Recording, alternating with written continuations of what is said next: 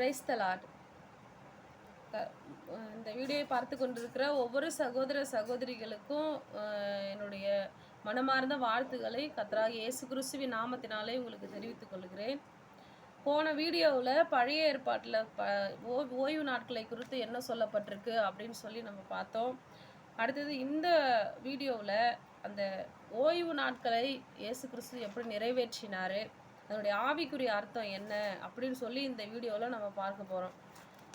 இந்த ஓய்வு நாளை குறித்து ஆவிக்குரிய அர்த்தம் நமக்கு என்ன அப்படின்னு சொன்னால், இயேசு கிறிஸ்துவால் நமக்கு கிடைக்கப்பெற்ற பாவ மன்னிப்பு, மீட்பு மற்றும் நம்ம இயேசுவை விசுவாசிப்பதன் மூலம் அடைய போகிற அந்த நித்திய இளைப்பாறுதலை குறிக்கிறது தான் இந்த ஓய்வு நாட்களோட நிறைவேற்றம் அப்படின்னு சொல்லி நம்ம நம்புகிறோம். இதை குறித்து எபிரேயர் 4வது அதிகாரம் 9வது வசனம் 10வது வசனத்தை சொல்லப்பட்டிருக்கு. தேவனுடைய இளைப்பாறுதலில் பிரவேசித்தவன் தேவன் தம்முடைய கிரியைகளை முடித்து ஓய்ந்தது போல தாமும் தன் கிரியைகளை முடித்து ஓய்ந்திருப்பான் அப்படின்னு சொல்லி வேதம் சொல்கிறது. இந்த உலக வாழ்க்கையில் நம்ம இந்த உலக வாழ்க்கையை முடித்து நம்ம நித்திய ராஜ்யத்துக்குள் பிரவேசிப்பதை ஒரு அடையாளம் தான் இந்த ஓய்வு நாட்கள். இந்த ஓய்வு நாட்களை கிறிஸ்து நமக்காக சிலுவையில் அடிக்கப்பட்டு நம்முடைய பாவத்திற்காக மரிக்கப்பட்டு தேவன் நமக்கு நித்திய ராஜ்யத்தை கொடுப்பதற்கான ஒரு நிறைவேற்றம் தான் இந்த ஓய்வு நாட்கள். அடுத்தது கொலோசையர் 2வது அதிகாரம் 16வது வசனம் 17வது வசனத்தில், ஆகையால் போஜனத்தையும் பானத்தையும் குறித்தாவது பண்டிகை நாளையும் மாதப்பிறப்பையும் ஓய்வு நாட்களையும் குறித்தாவது ஒருவனும் உங்களை குற்றப்படுத்தாதிருப்பானாக. இவைகள் வரும் காரியங்களுக்கு நிழலாயிருக்கின்றன, அவைகளின் பொருள் கிறிஸ்துவினுடையதா இருக்கிறது அப்படின்னு சொல்லி கொலோசையில் சொல்லப்பட்டிருக்குது. ஏன்னா இந்த ஓய்வு நாட்கள், பண்டிகை நாட்கள் இது எல்லாமே கிறிஸ்துவினுடையது, கிறிஸ்துவை பற்றியது. ஏன்னா இயேசு கிறிஸ்து அவருடைய வாழ்க்கையை நிறைவேற்ற போகிற அந்த காரியம்தான் பழைய ஏற்பாட்டில் உள்ள அந்த ஒரு நிழல். இது கிறிஸ்து தான் இதோட நிஜம். கிறிஸ்து தான் அதை நிறைவேற்றுகிறவர். அப்போது இயேசு கிறிஸ்து இப்போ எதையெல்லாம் நிறைவேற்றி இருக்கிறாரு, எதையெல்லாம் நிறைவேற்றணும் அந்த ஓய்வு நாட்களில், இந்த ஓய்வு நாட்களை குறித்து நம்ம ஏற்கனவே பார்த்த வீடியோவில் எது நிறைவேற்றிருக்கிறாரு, இன்னும் எது அவர் நிறைவேற்றணும் அப்படின்ற காரியத்தை குறித்து இந்த வீடியோவில் நம்ம பார்க்கலாம். முதலாவது புளிப்பில்லா அப்ப பண்டிகைக்குரிய ஓய்வு நாள். இந்த புளிப்பில்லா அப்ப பண்டிகையில் அப்ப பண்டிகை அவங்க வந்துட்டு 7 நாள் கொண்டாடுவாங்க. அந்த 7 நாளில் முதலாவது நாளும் ஓய்வு நாள், அதனோட கடைசி நாளும் ஓய்வு நாள். இந்த புளிப்பில்லாத அப்ப பண்டிகை இதை இயேசு கிறிஸ்து எப்படி நிறைவேற்றினார் அப்படின்னா, புளிப்பில்லா அப்ப பண்டிகை அன்னைக்கு தான் இயேசு கிறிஸ்துனுடைய சரீரம் அடக்கம் செய்யப்பட்டது. அதற்குடைய ஆதாரங்கள் பின்னாடி நம்ம பார்க்கலாம். ஏன்னா நாம் 1 கொரிந்தியர் 5வது அதிகாரம் 7வது வசனத்தில் சொல்லப்பட்டபடி, நீங்கள் புளிப்பில்லாதவர்களாய் இருக்கிறபடியே புதிய பிசைந்த மாவாய் இருக்கும்படிக்கு பழைய புளித்த மாவை புறம்பே கழித்து போடுங்கள். ஏனெனில் நம்முடைய பஸ்காவாகிய கிறிஸ்து நமக்காக பலியிடப்பட்டிருக்கிறாரே அப்படின்னு சொல்லப்பட்டிருக்கு. ஏன்னா இயேசு கிறிஸ்து பரிசுத்தம் உள்ளவராய் அவருடைய சரீரம் அடக்கம் பண்ணப்பட்டு இந்த புளிப்பில்லாத அப்ப பண்டிகை அன்னைக்கு அடக்கம் பண்ணப்பட்டு இந்த காரியத்தை அவர் நிறைவேற்றினார். அந்த அப்ப பண்டிகையுடைய அந்த காரியத்தை இயேசு கிறிஸ்து நிறைவேற்றினார். நாமளும் பழைய பாவத்திலிருந்து விடுதலையாக்கப்பட்டு புதிய ஆவியை இயேசு கிறிஸ்துவனுடைய அவருடைய அந்த ஆவியை நம்ம தரித்து கொள்ளணும், நம்ம பரிசுத்த வாழ்க்கையை ஜீவிக்கணும் அப்படின்றது தான் இந்த பரிசுத்த வாழ்க்கை, புளிப்பில்லாத அப்ப பண்டிகை நிறைவேற்றுகிற ஒரு ஆவிக்குரிய காரியம். அடுத்தது வாரங்களின் பண்டிகை. இந்த வாரங்களின் பண்டிகையை இயேசு கிறிஸ்து எப்படி நிறைவேற்றினார் அப்படின்னா, பழைய ஏற்பாட்டில் வருகிற அந்த புளிப்பில்லாத அப்ப பண்டிகையில் வருகிற அந்த ஓய்வு நாளுக்கு மறுநாளில் முதற் பலன் பண்டிகை வரும்.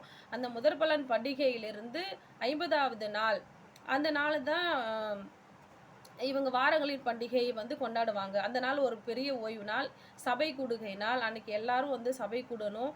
அந்த நாளில் கோதுமை அறுவடைக்கு நன்றி செலுத்துவாங்க. நம்ம அதை பார்த்தோம். ஆனால் இயேசு கிறிஸ்து அந்த முதற் பலன் பண்டிகை அன்னைக்கு உயிரோடு எழும்பி 50வது நாள் பெந்தகோஸ்தே நாள் அன்னைக்கு மேல் வீட்டில் சீஷர்கள் கூடியிருக்கும் போது பரிசுத்த ஆவியானவரால் பொழியப்பட்டு அதை நிறைவேற்றினார். தானே பரிசுத்த ஆவியானவரால் பொழியப்பட்டார்.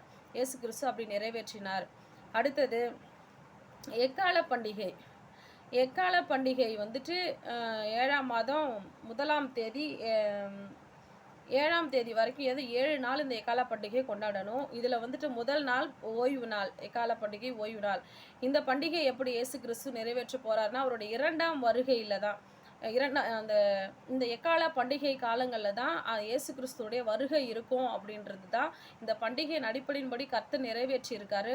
அதே போல அந்த எக்கால பண்டிகை நாட்களில் தான் இயேசு கிறிஸ்து வருவார். இயேசு கிறிஸ்து வருகிற நாளையும் நாழிகையும் ஒருவனும் அறிய மாட்டான் அப்படின்றது உண்மைதான்.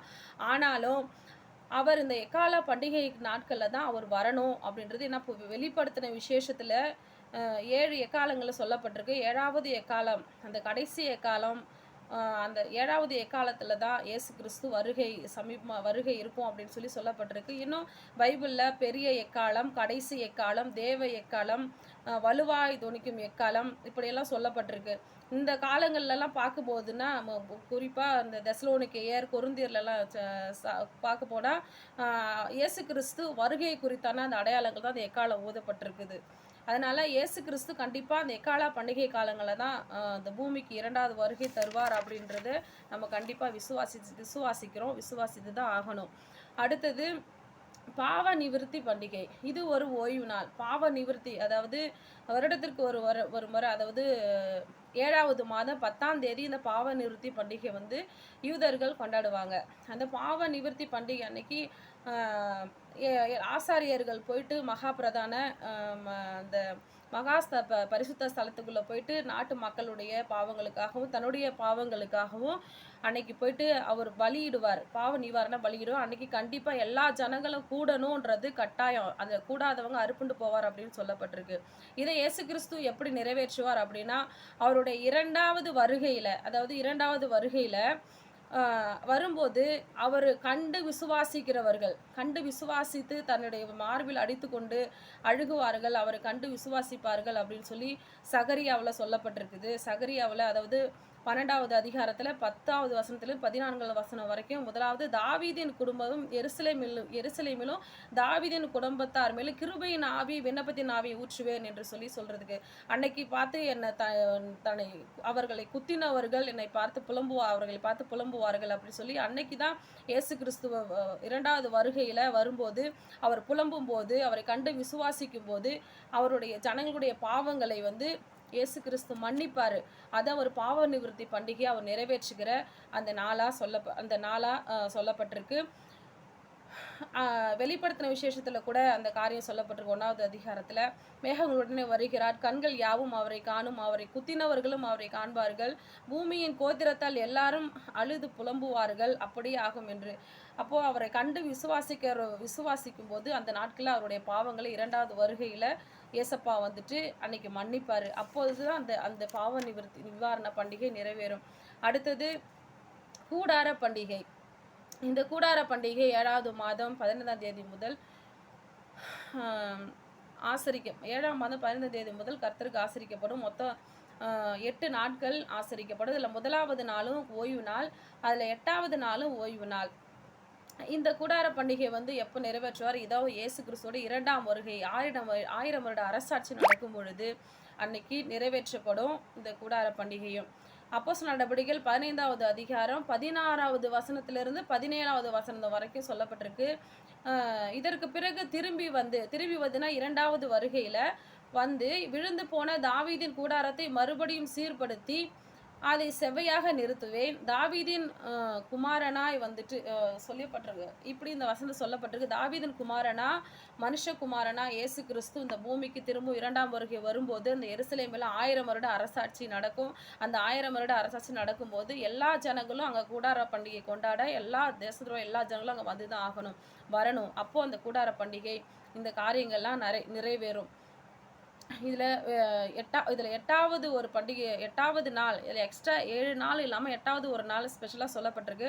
அந்த 8வது நாள் என்னன்னா, மனுஷர் இதோ வெளிப்படுத்தின விசேஷம் 21வது அதிகாரம் 3வது வசனத்தில் இதோ மனுஷர்களிடத்திலே தேவனுடைய வாசஸ்தலம் இருக்கிறது, அவர்களிடத்திலே அவர் வாசமாக இருப்பார்னு சொல்லி இந்த பூமியில தான் அந்த 1000 வருட அரசாட்சி நடக்கும். இந்த கூடார பண்டிகை முடிந்து இம்மீடியட்டாக அடுத்தது வருகிறது என்னன்னா, பரம எருசலேம் இந்த பூமிக்கு இறங்கி வரும்.